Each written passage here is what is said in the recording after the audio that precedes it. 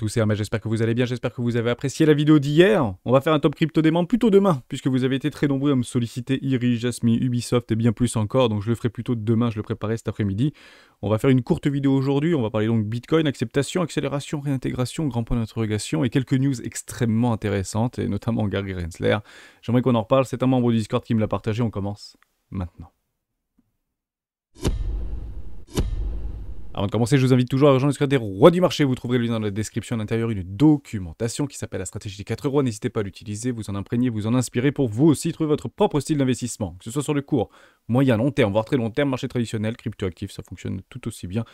Retracement de Fibonacci et extension de Fibonacci qui marche partout, tout le temps et toujours. On va parler Bitcoin très rapidement. Tant qu'on ne vient pas réintégrer sous les 28 500 $, ça reste haussier, ça reste bullish. Actuellement, on fait quoi? C'est très simple, on a fait la confirmation, l'acceptation et on attend soit une réintégration, et là c'est vraiment pas bullish, soit une accélération, toujours en 3 temps.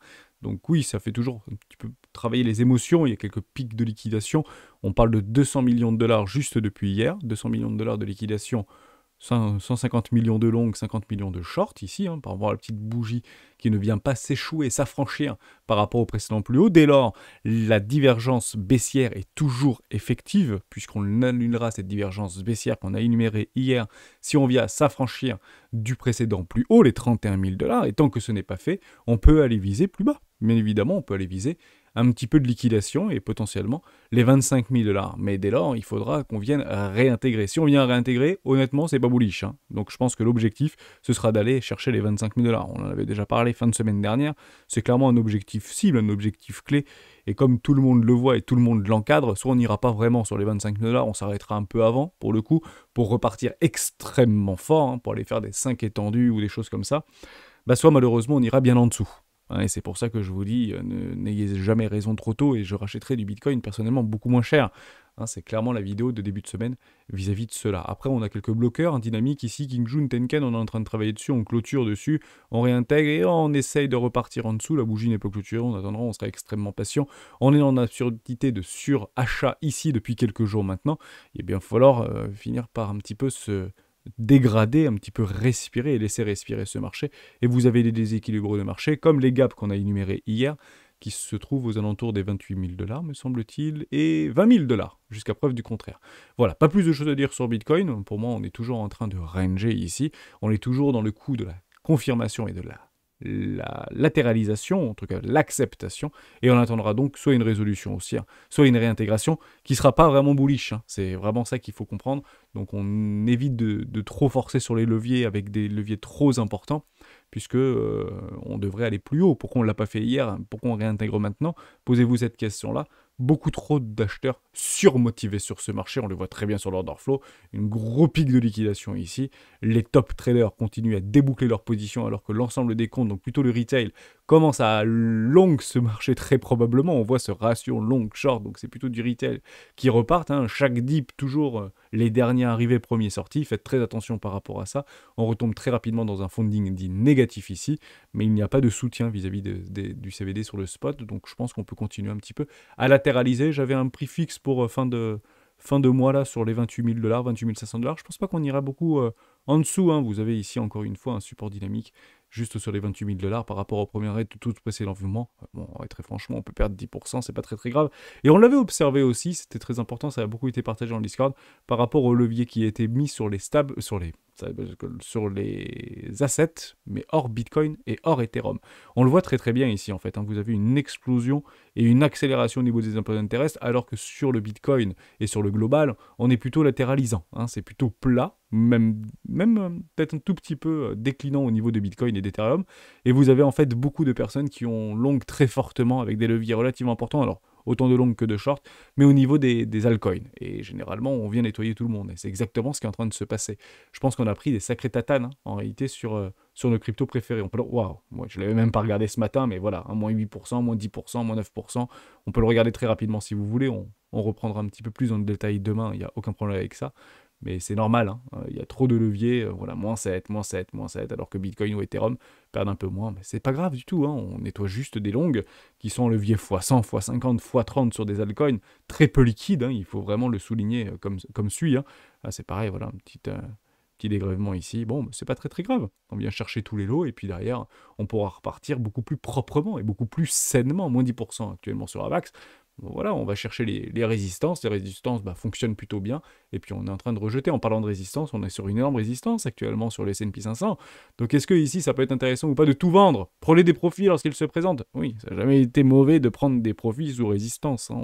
Généralement, on vend les résistances ou on prend des profits sous résistance et on achète les supports. Hein, tout simplement, on ne vend pas les supports et on n'achète pas les résistances. Donc actuellement, ça galère un tout petit peu à passer. Pourquoi? Beaucoup de news de ce sens-là. Vous l'avez ici par exemple. La hausse des bourses n'a vraiment aucun sens. Vendez dès maintenant, nous expliquent les analystes. On se retrouve un petit peu en 2018. Il s'agit d'une occasion en or pour profiter de ces reprises de marché baissier pour réduire les risques avant de perdre potentiellement une perte potentiellement très douloureuse au cours des 6, 9 ou 12 prochains mois. La fameuse année du réel. Et il n'a pas tort. En réalité, il faut bien comprendre ceci, c'est qu'actuellement, il y a des gens qui prennent des profits. Ils prennent des profits où? Dans la montée. Évidemment. Après, on attendra les breakouts, les confirmations, les acceptations et les accélérations pour aller chercher nos objectifs, évidemment. Mais actuellement, prendre des profits sous résistance n'est pas complètement dénué de sens, tout simplement. On continue avec quelques news très intéressantes. Ici, JP Morgan et MS sonnent l'alarme à propos d'une violente correction des bourses. Ils proposent moins 15%. En cas de légère récession, moins 15%, ça donnerait quoi? Je vais vous le dire en mille, c'est très simple. On reviendrait chercher les supports. Hein, voilà, moins 15%, on est exactement revenu sur les supports. Voilà ce que encadre JP Morgan. Je pense que généralement, lorsqu'il annonce, c'est le contraire de ce qui se passe. Pourquoi? Parce qu'on revient un tout petit peu dans le passé. J'aime bien vous garder ce type de choses sur les vidéos. JP Morgan, crash du siècle, moins 20% supplémentaire. Nous étions ici. On était vraiment par là, hein. On était en septembre 2022. Hein. Reprenez les news, moi je les gardais, je les conservais. Moins 20% supplémentaire. Hein, donc on était exactement sur des supports et sur des bottoms. Tout simplement de marché. Actuellement, ils ne sont pas complètement confirmés puisqu'on attendra de s'affranchir du précédent high ici. Mais on a une jolie dynamique tendancielle haussière qui est en train de se mettre en place. On attendra tout simplement le breakout. On ne fera que le constater. Le jouer ici, c'est trop tard. Hein, c'est très important. Hein. Le risk management n'est pas intéressant. D'ailleurs, aucun risk management n'est intéressant sous résistance, évidemment. Hein. Donc actuellement, on est spectateur de ce marché, puis on espère qu'on va pouvoir éventuellement counter-strike le sentiment pour continuer à aller chercher un tout petit peu plus haut, voire de nouveaux ATH. Et à ce moment-là, je pense que la grande majorité des personnes seront du mauvais côté, ou en tout cas du côté obscur de la force, et seront très bullish sur des nouveaux ATH. Et personnellement, je prendrai massivement des profits, ou en tout cas des tech profits, sur mes actifs préférés. Ceci est une news extrêmement intéressante. Et à côté, vous en avez une moins bonne.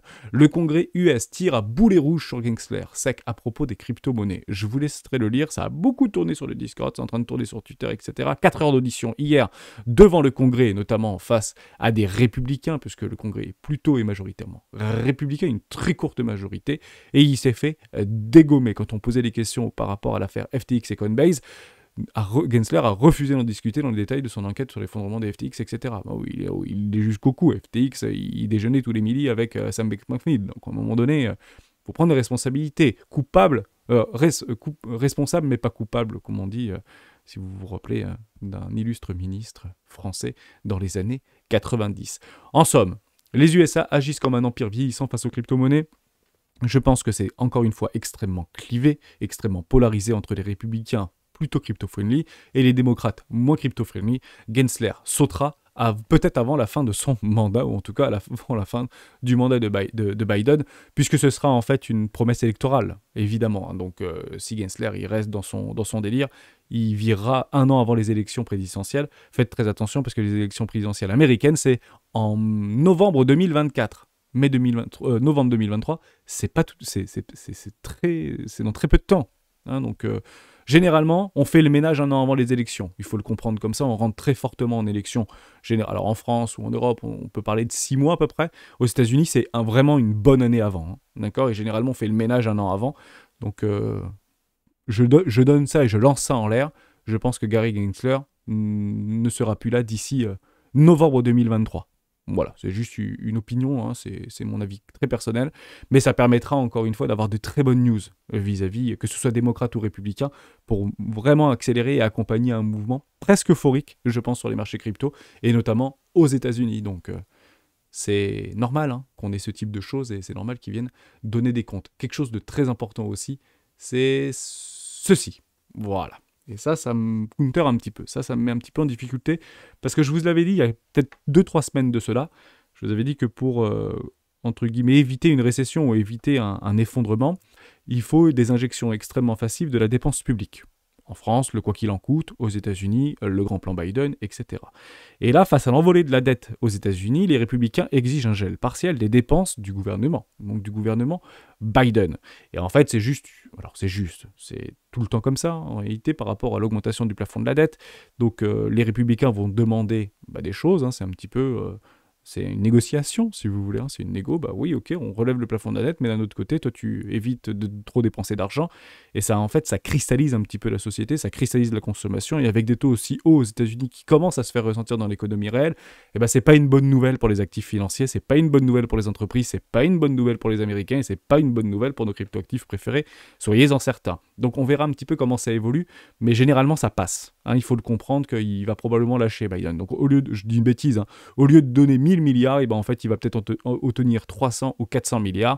Et actuellement, ça va tendre à être pricé par le marché. Donc, c'est tout nouveau. Enfin, c'est une news extrêmement récente. Mais c'est clairement quelque chose que j'intègre dans mon scénario. Et actuellement, c'est pas bullish, si je dois l'intégrer dans mon scénario. On verra un petit peu comment ça va s'en découler. Mais voilà, regardez ce type de news. C'est clairement les news qu'il faut intégrer dans nos scénarios. Je pense que c'est important. On continue avec les feux de l'amour, entre Atos, Airbus, Dassault, Thales. Airbus et Dassault prêts à repartir à l'assaut d'Atos. Donc je vous laisserai le lire si vous voulez. Mais grosso modo, ils vont pas lâcher Atos.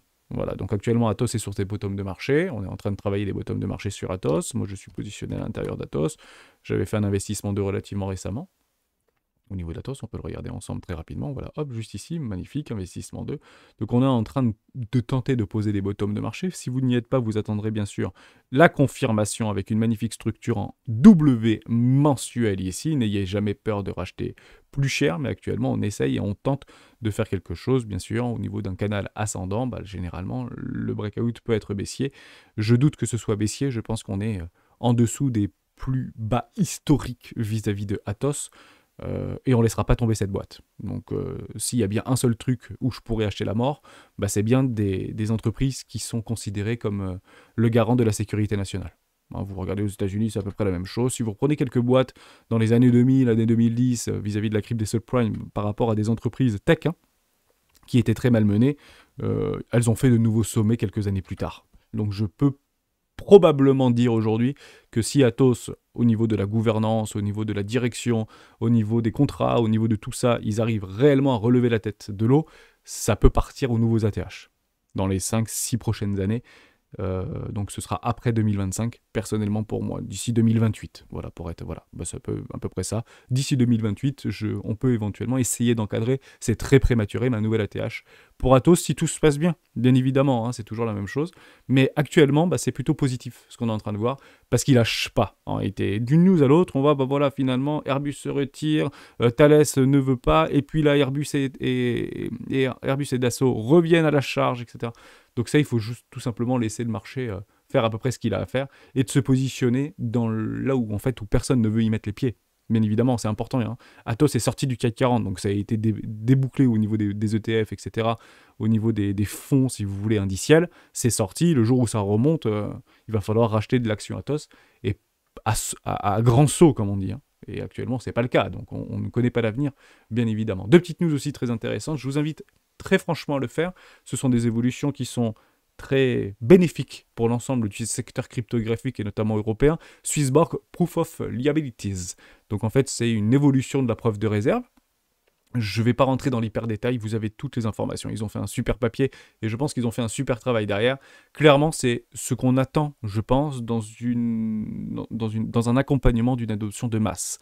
En réalité, ce qu'ils sont en train de faire, Swissborg, et je pense que c'est la bonne direction, c'est qu'ils montrent patte blanche.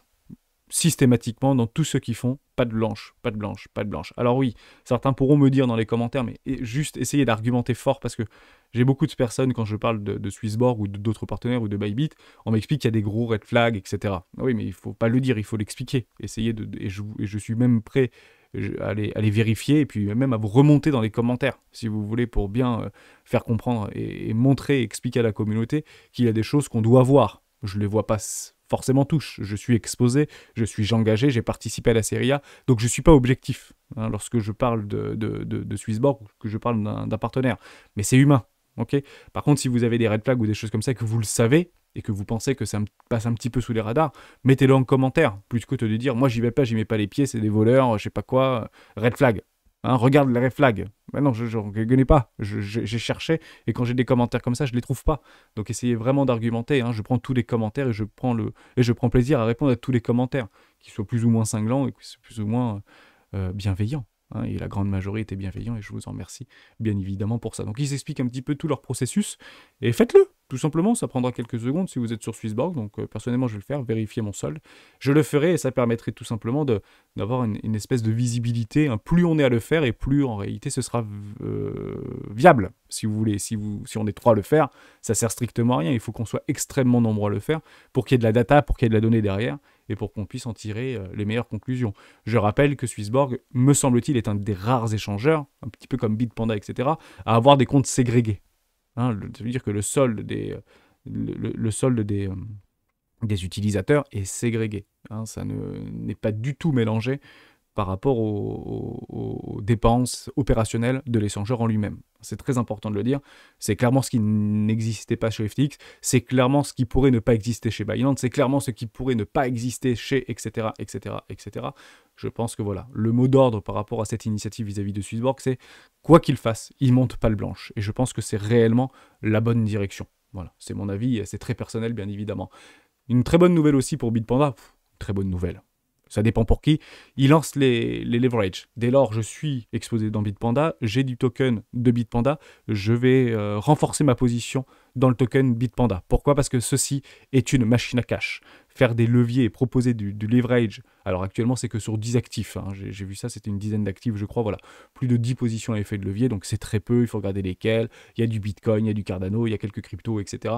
Honnêtement, ça va permettre à des spéculateurs, traders, d'engager plus, si vous voulez, au niveau des frais. Donc ce sera de toute manière plus rentable, si vous voulez, vis-à-vis de Bitpanda. Donc je vais me réinvestir un petit peu. En tout cas, je vais renforcer une position sur le token de gouvernance de Bitpanda, parce que ça, c'est toujours de bonne augure. Attention, toujours pareil, les leviers sur les cryptoactifs, personnellement, je les bannis, remis sur Ethereum et sur Bitcoin, mais vraiment, c'est les deux seuls et encore, je prends du temps avant de créer des swing trades qu'on est en cours actuellement. J'ai attendu plus d'1 an et demi pour reprendre un swing sur Bitcoin, hormis un short que j'avais pris. Soyez extrêmement vigilants par rapport à ça. Et trader, généralement, c'est pas Bitpanda que vous allez choisir. Mais je sais qu'il y a en fait beaucoup d'investisseurs qui souhaitent un tout petit peu dynamiser en fait leur portefeuille à faire par exemple des leviers x2. Voilà, des leviers x2 sur vraiment des bottoms de marché avec des structures. C'est pas complètement délirant. On peut l'imaginer à peu près sur Bitcoin. Si on revient ici, je sais que ça a été un petit peu la mode. C'est si on revient en fait à s'affranchir des 20 000 $, où on accepte au-dessus des 20 000 $, c'est pas complètement délirant de faire un levier 1.5 ou un levier x2 sur une portion du capital pour essayer de dynamiser le truc, parce que la liquidation interviendrait sur les 11 000 $ par exemple. Je dis pas qu'il faut le faire ou qu'il faut pas le faire. Je dis juste que ça peut être rationnel, si vous voulez, pour dynamiser un peu le truc. Comprenez-le comme ça aussi, que ce soit sur DEGIRO, Interactive Broker, il y a beaucoup d'investisseurs qui ont des leviers x 1,1, 1,5, 1,7, 2 parfois, parce que c'est très peu cher en réalité. Si vous avez un gros collatéral, ça coûte pas beaucoup d'argent de faire des leviers x 1,5 ou levier x 2. C'est aucunement un conseil, il faut vraiment bien se renseigner. Personnellement, mes leviers de mon côté représentent actuellement moins de 1% de mon capital d'investissement pour information. Voilà, comme ça je suis clair et tout à fait transparent avec vous. Je n'ai pas plus de choses à dire par rapport à ça. Juste une chose, vous êtes beaucoup à me demander dans les commentaires et sur Discord comment on fait pour retrouver les résultats d'entreprise. Vous allez sur investing.com. Nous, on a l'habitude d'aller sur le calendrier économique. Je le filtre systématiquement. J'efface tout ici. Je prends États-Unis. Comme ça, je vous montre ce que je fais quand je suis en off sur la vidéo. Et zone euro, j'aime mieux aussi regarder. Je prends les plus grosses étoiles et on regarde ce qui se passe cette semaine, tout simplement. Voilà, cette semaine, vous avez les permis de construire, vous allez ICP, on l'a eu, ça y est, 11h. Ouais, ICP marche dans le consensus. Formidable, donc il n'y a pas de problème avec ça. Derrière, vous avez les inscriptions au chômage qui seront jeudi, et puis derrière, semaine prochaine, etc. Si vous voulez les résultats des entreprises, vous allez sur résultats, tout simplement. Et on fait la même thématique. Vous allez filtrer, vous effacez tout ce qui vous intéresse et les États-Unis. Très bien, là, pas besoin de mettre l'étoile. Vous appliquez, vous avez tous les résultats des entreprises pour cette semaine. Voilà, ni plus ni moins. D'ailleurs, il y a une Netflix, je crois, qui est passée, qui est pas trop mal. Netflix, voilà. Allez, quasiment dans le consensus. Bien joué quand même, hein, 8,17 pour 8,16 billions de dollars de revenus sur le premier quarter. Bravo, hein, c'est plutôt pas mal. Et des bénéfices en hausse. Hein. Bon, bah, pour moi, ça s'équilibre. Bullish hein, pour Netflix. En tout cas, on continue le trend. Donc plutôt des résultats relativement intéressants. Il y en a quelques-unes, mais qu'on ne regarde pas de façon... Si peut-être Bank of America, parce que Warren Buffett avait liquidé toutes ses positions sur les bancaires ou une grosse partie. Bank of America, ça va donner quoi? On peut regarder. Je ne l'ai même pas regardé, hein, je suis désolé. Voilà, bon, wow, ok, d'accord, bah tout est ok chez Bank of America, formidable, donc 26 millions, bénéfices en hausse, c'est formidable. Et bizarrement, Warren Buffett ne garde que cette action-là. Bon, bah c'est très bien. En tout cas, en bancaire, il est très proche du CEO de Bank of America. C'est un illustre actionnaire de cette entreprise-là. Bon, bah formidable. De bons résultats. Bon, Bank of America, on est très heureux de le constater. Voilà, vous avez toutes les informations ici. Vous faites un petit CTRL F pour aller chercher la recherche et vous mettez Tesla, par exemple. Voilà, on va chercher Tesla. Ce sera donc tout à l'heure pour Tesla et on attend impatiemment ce que ça va nous donner, tout simplement. J'espère que je vous ai aidé dans cette vidéo. J'ai pas plus de choses à dire. Hein, pour moi, tant qu'on ne vient pas à s'affranchir sous les 28 500, 28 400 dollars, pour moi, il n'y a pas de réintégration. On vient juste faire un pullback. Et oui, bah, les pullbacks, c'est toujours un petit peu volatile. Il y a du volume qui est en train de se mettre en place sur ce marché et c'est plutôt intéressant de l'observer. Maintenant, à savoir, est-ce que ça y est, c'est déjà la fin de la fête, etc. Non, c'est pas la fin de la fête. On en parle peu. En réalité, je pensais qu'on allait beaucoup plus parler de ce franchissement des 30 000 dollars. Je ne l'ai vu nulle part sur les médias traditionnels. Quand je vous dis nulle part, c'est nulle part. Donc on retourne sur du BFM Crypto, sur du Coinhouse, sur du Newscoin ou tout ce que vous voulez, mais tout ce qui est média mainstream, je ne l'ai pas vu en réalité. Bon, bah c'est pas grave, les opérateurs de marché iront probablement le pousser plus haut. Hein. Les rallyes se font vraiment au printemps. Hein. On n'est qu'au mois d'avril encore. Hein. On a des belles accélérations, les résultats d'entreprise qui vont arriver. Je reste complètement confiant et je ne pense pas qu'on soit sur un top de marché actuellement définitif par rapport à ce rallye de début d'année. Voilà personnellement. Or, c'est d'ailleurs un petit peu frustrant pour être tout à fait honnête avec vous, parce que depuis pas ce début d'année, mais depuis les bottoms de marché, c'est assez intéressant de l'observer, mais regardez ça, je prends vraiment les bottoms de bottom, hein, ça veut dire les fameux 15 500 dollars, je vais aller chercher le pic du pic, boum, 100% pile. Hein, vraiment, entre le bottom du bottom et le pic du pic, là, 100% d'augmentation. Bon, bah, je sais pas, on aurait au moins pu faire un papier sur France 3 pour dire est-ce que vous avez récupéré votre thune que vous avez perdue tout au long de l'année 2022, enfin je sais pas. Bon, bah actuellement, ça n'a pas l'air suffisant pour pouvoir éventuellement commencer à en parler dans les médias. Et c'est à ce moment-là qu'on va commencer à probablement pousser. Hein. Il faut comprendre ça, c'est super important. J'avais déjà dit dans une vidéo des rois du Bitcoin, quand on commence à parler dans les médias, c'est pas terminé. C'est le début de l'accélération. Il faut le comprendre. La question à savoir, c'est est-ce qu'on va en parler ou pas dans les médias? Voilà. Je vous remets dans l'exergue. En fait, ici, on n'en parlait plus en fait, de Bitcoin. Hein.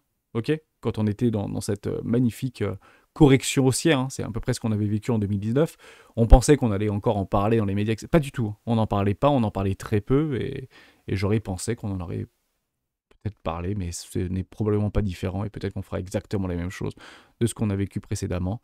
Et je le dis, je le redis, j'achèterai du Bitcoin moins cher si le cours vient à moi. Et s'il ne vient pas à moi, bah c'est pas grave, je suis exposé, mais pas surexposé. Merci à toutes et à tous d'avoir suivi cette vidéo jusqu'au bout. On se retrouve demain, on prendra Action et Top Crypto demain pour vous.